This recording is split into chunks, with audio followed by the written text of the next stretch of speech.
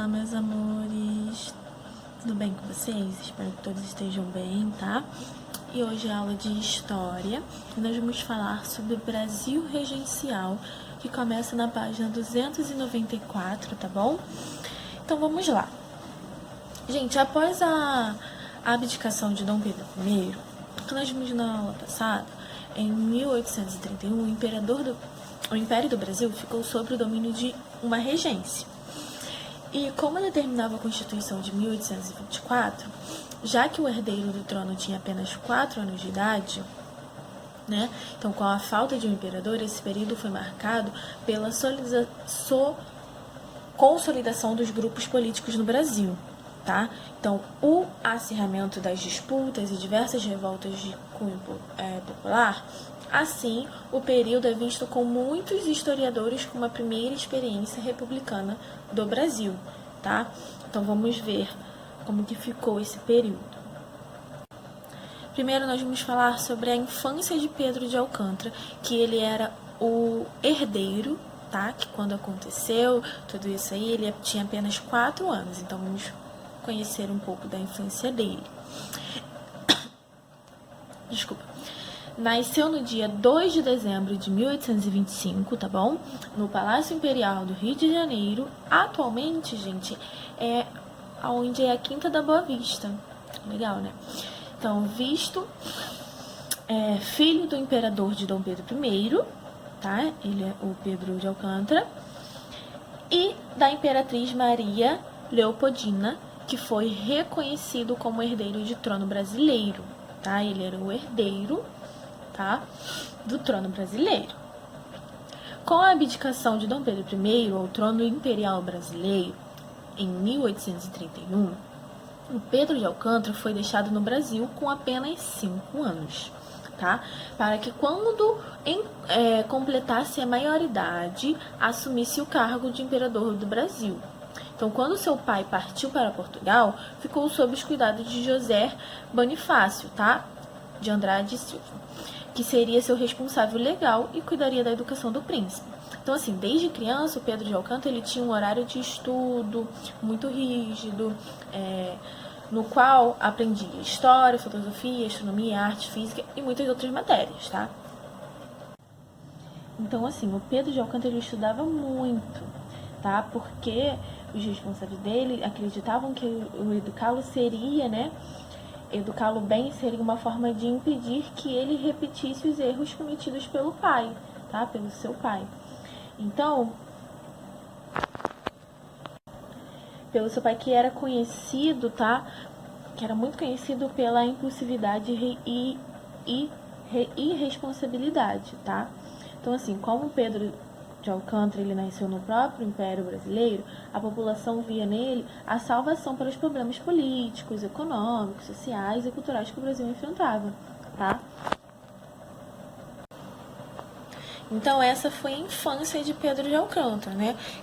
Que o José Bonifácio, que foi responsável dele, né? Então, achou que a educação seria o melhor caminho. Então, a infância dele foi praticamente só estudando, tá? Agora nós vamos falar um pouquinho, gente, sobre a formação dos grupos políticos, tá? Então, assim, enquanto o príncipe Pedro de Alcântara ele não podia assumir o trono imperial, houve uma rearticulação dos grupos da política, tá? Que se antes os partidários tinham pouca identificação dentro do seu próprio partido, na regência os agrupamentos começaram a se definir melhor, tá? Então, assim, os grupos políticos ficaram divididos assim, ó. Moderadores,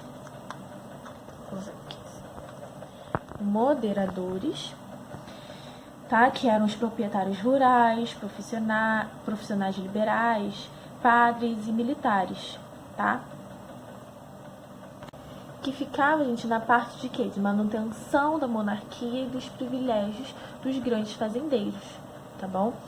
E também ficou dividido exaltados, tá? Os exaltados eram os proprietários rurais, profissionais liberais, padres, militares e os funcionários públicos que ficavam dentro da área da autonomia provincial, descentralização do poder e da descentralização do poder, tá bom? E o terceiro grupo eram os restauradores, que eram os comerciantes portugueses e altos funcionários públicos, tá? Então, esses foram os grupos divididos, né? Os grupos políticos, moderadores, os exaltados e os restaurados, os restauradores, tá bom? Agora nós vamos ver um pouquinho como foi os primeiros anos da regência. Então, gente, assim que se tornou oficial a saída de Dom Pedro I do trono brasileiro, foi organizada a regência trina provisória, tá? Em abril, que aconteceu isso em abril, entre abril e julho de 1831, tá? Que foi formada por Nicolau Campos Vergueiro e José Joaquim Campos e Francisco Faria de Lima, tá? Então, esse grupo tinha como objetivo governar o Brasil enquanto não tivesse eleições de outros políticos para a formação de um grupo permanente. Então, nesse período, se criou a Guarda Nacional, que funcionava como uma política contra as revoltas regenciais e era subordinada ao ministro da Justiça, tá?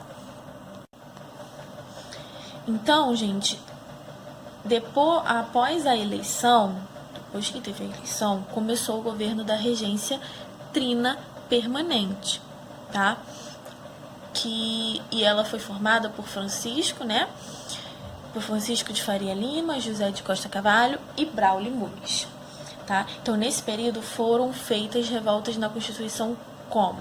As revoltas que teve na Constituição foram do Código de Processo Criminal, tá? Que garantia a aplicação da autonomia, tá? Dos judiciários, dos municípios, etc. E também outra mudança que teve foi o auto adicional, que foi a criação das Assembleias Legislativas, tá bom? Então, assim, após a aprovação do auto adicional, em 1834, houve uma reformulação dos grupos políticos, tá? Então, assim, a partir do posicionamento sobre a medida, houve a remuneração dos grupos políticos a partir do posicionamento sobre a medida. Então, além disso, a morte de Dom Pedro I retirou dos restauradores sua principal pauta. Então, vamos ver como ficou essa mudança, né, dos grupos políticos. Ficou exaltados, moderadores e restaurados. Os nomes dos grupos são os mesmos, só que o que ficou diferente? Que os exaltados, eles ficaram como progressistas, tá? E os restauradores ficaram conhecidos como os regressistas. E metade dos moderadores ficou como progressistas, e outra metade ficou como regressistas, tá? E os exaltados, eles apoiavam o ato adicional, tá? Metade dos moderadores apoiavam e a outra metade era contra o ato adicional, tá? Daí teve a regência de Diogo Feijó. Aí nós vamos conhecer um pouquinho sobre a regência dele. No dia 7 de abril de 1835, foram disputadas eleições para a regência una permanente, tá? Para ficarem permanentes. Os candidatos nessa disputa eram o Diogo Feijó e o Honório Hermeto Carneiro Leão. O primeiro sendo apoiado pelos progressistas e o segundo pelos regressistas. Ou seja, os progressistas eram o quê? Os exaltados e metade dos moderadores. E os regressistas eram metade dos moderadores e os restauradores, tá? Então, com grande apoio de jornais, a torcida da população, o Feijó foi eleito por uma diferença de 300 votos e continuou a política liberal, tá? Então, assim, o principal objetivo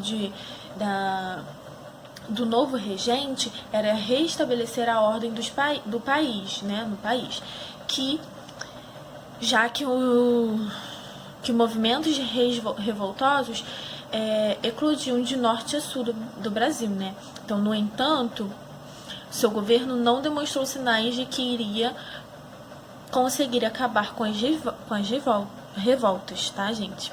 Então, assim, os regressistas começaram a ganhar apoio das elites, né, dos locais em conflito, já que a ideia desse grupo era necessário centralizar o poder novamente, tá? Sendo assim, gente, diminuindo a força do alto adicional, tá? E o Feijó, ele recusou ceder às ideias centralizadoras. Sem apoio, Feijó entregou o cargo no dia 19 de setembro de 1837. Aí veio a regência de Pedro de Araújo Lima.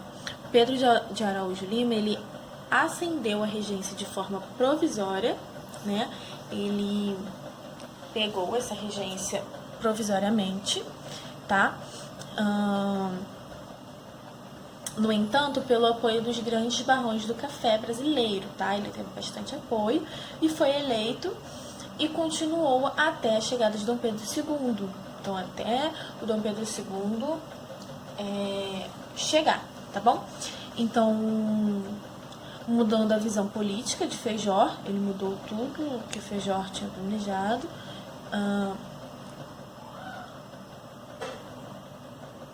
Então, essa regência ficou marcada por uma grande coesão entre o legislativo e o executivo, que eram dominados por aqueles que defendiam a centralização do poder.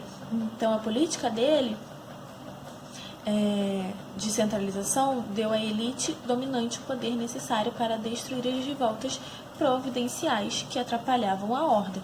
Então, foi na regência de Pedro de Araújo que a gente conseguiu destruir todas as revoltas provinciais, tá bom? Então, foi muito positiva a regência de Pedro de Araújo Lima, tá? Então é isso, meus amores. Deixe as atividades da página 298 e 299 para vocês realizarem, tá bom? Beijinhos, tchau, tchau.